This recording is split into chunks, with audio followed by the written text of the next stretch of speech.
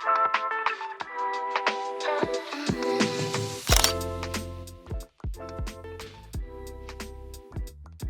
สเทอริซึมลาว 2025 นำเสนอ 18 แขวง 18 เรื่องราว จุดนี้จะเป็นด่านสากลที่นักท่องเที่ยวสามารถไปมาหาสู่กันได้อย่างสบายดีทุกคนมื้อนี้พบกับมานีห้องอันดับ5มิสเทอริซึมลาว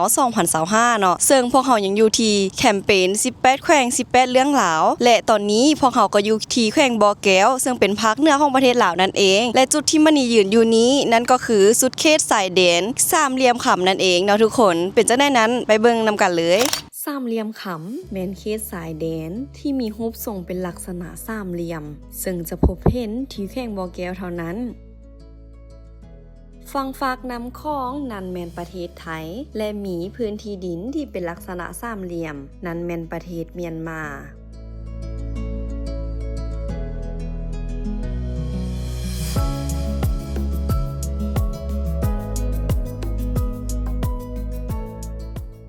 โดยทุกคนอย่าลืมเด้อถ้าผู้ใดมาเมืองต้นเพิ่งแล้วอย่าพลาดที่จะมากราบไหว้ขอพรอยู่ที่วัดทองทิพย์ซึ่งวัดทองทิพย์นี้มีพระหลายองค์ที่ทุกคนพบเนาะที่เพิ่นเอามาประดิษฐานไว้ที่แห่งนี้และยังมีพระศักดิ์สิทธิ์องค์นึงนั้นก็คือพระทองทิพย์ซึ่งเป็นมิ่งขวัญเนาะคูบ้านคูเมืองของเสาต้นเพิ่งแห่งนี้ทุกคนมากราบไหว้ขอพรนำกันเพื่อเป็นสิริมงคลเด้อ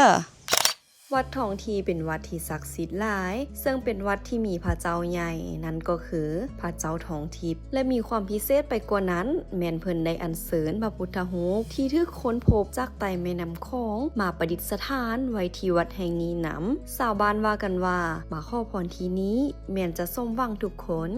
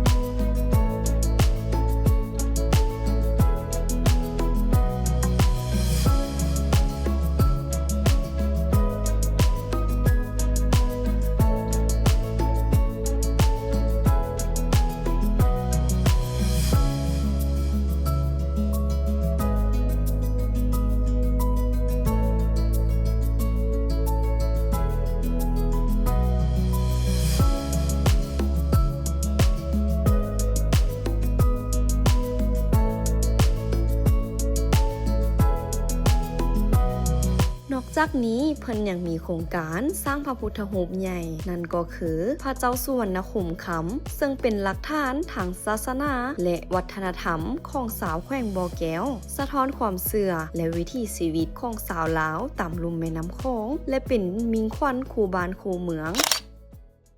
นี่ทุกคนข้าวซอยน้ำเกิงเนาะข้าวซอยน้ำเกิงเด้อทุกคนตอนนี้พวกเขากำลังสิเดินทางไปที่เมืองห้วยสายและจากต้นเพิ่งไปเมืองห้วยสายใช้เวลา1ชั่วโมงและระหว่างทางที่เฮาพลาดบ่ได้ก็คือข้าวซอยน้ำเกิงเด้อสำหรับผู้ใดที่มาบ่อแก้วแล้วถ้าบ่มากินข้าวซอยนี้ถือว่ามาบ่ฮอดบ่อแก้วเด้อ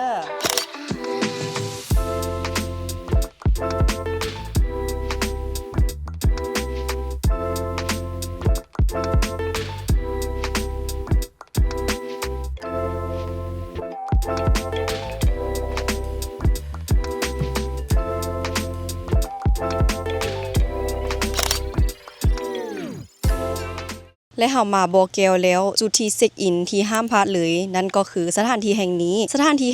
ยังคงทิ่มห้องหอยและกินอายอันประวัติศาสตร์อันเก่าแก่ซึ่งสถานที่นี้เป็นค่ายทหารฝรั่งเก่านั่นเองทุกคนและทุกคนเชื่อบ่ว่านั้นคือคุกที่ใส่ขังนักโทษและนั้นก็คือหอคอยที่เอาไว้ซอดแหนมซอดส่องคนที่มาฆ่าเตะศึกฟังแล้วคนลุกเลยแม่นบ่ทุกคนอีกหนึ่งสถานที่ท่องเที่ยวที่มาจากประวัติศาสตร์อันยาวนานค่ายทหารฝรั่งเก่าเป็นสถานที่ทางประวัติศาสตร์ที่สำคัญที่เรือหองหอยมาแต่สมัยที่ประเทศลาวตกอยู่ใต้มหาอำนาจอาณานิคมฝรั่งประมาณค.ศ. 1893 หา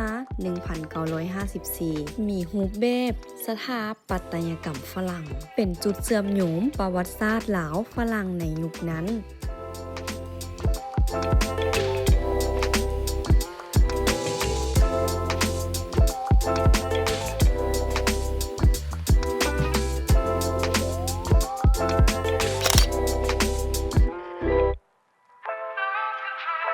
อีกหนึ่งสถานที่ท่องเที่ยวที่เก่าแก่ทางด้านวัฒนธรรมนั่นก็คือวัดธาตุสุวรรณภาขำและสถานที่นี้มีจุดพิเศษนั่นก็คือมีเจดีย์ที่คูบ้านคูเมืองเฮามาหลายพันปีแล้วและจุดที่น้องยืนอยู่นี้ก็เป็นจุดที่ชมวิวสามารถเห็นวิวของเมืองห้วยสายได้อย่างสวยสดงดงาม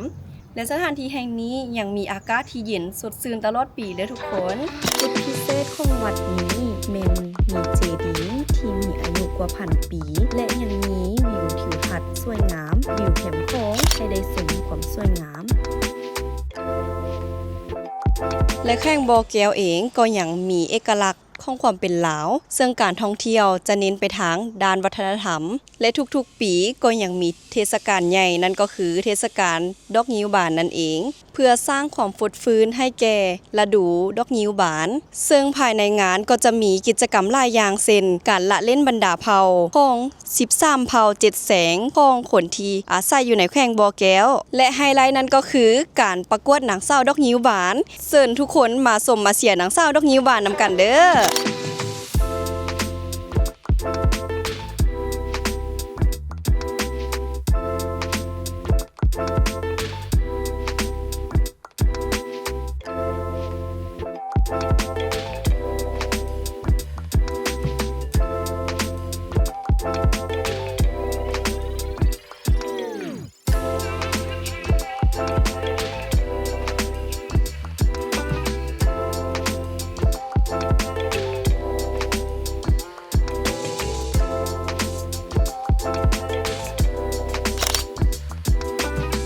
และทริปของแขวงบ่อแก้วเฮาก็จบลงเพียงแต่เท่านี้พบกันใหม่ในแขวงต่อไปอย่าลืมเด้อทุกคน18แขวง18เรื่องราวมีทัวริซึมลาว